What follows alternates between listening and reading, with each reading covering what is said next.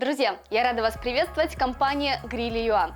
Сегодня будем рассматривать вот этого красавчика, за которым можно собраться большой семьей, большой компанией. Это стол с газовой горелкой. Этот суперсовременный модный стол сделан из алюминия и покрыт специальным напылением. Его можно размещать не только внутри вашего дома, но и на улице, и ничего с ним не случится.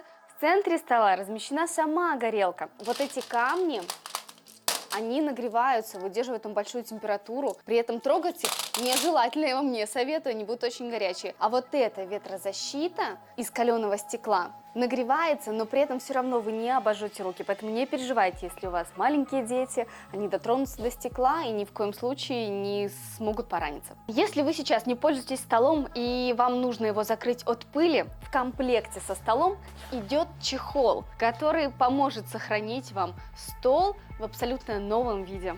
Включается сам огонь за счет газа. И газовый баллон находится под столом. Достается очень просто.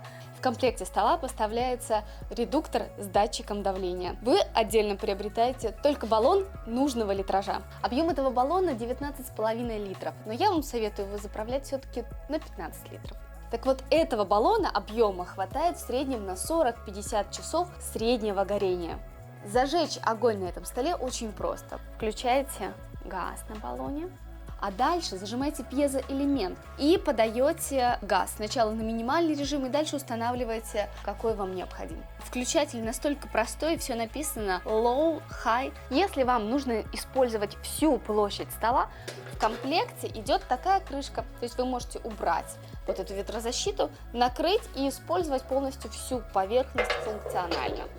На огонь можно смотреть вечно. Я предлагаю делать это с таким классным, уютным гаджетом и компанией Grilli.ua. Друзья, и напоминаю вам, подписывайтесь на наш основной канал Grilli.com.ua, на котором мы постоянно публикуем свежие кулинарные рецепты на грилях, а также все новинки и тренды в мебельной индустрии.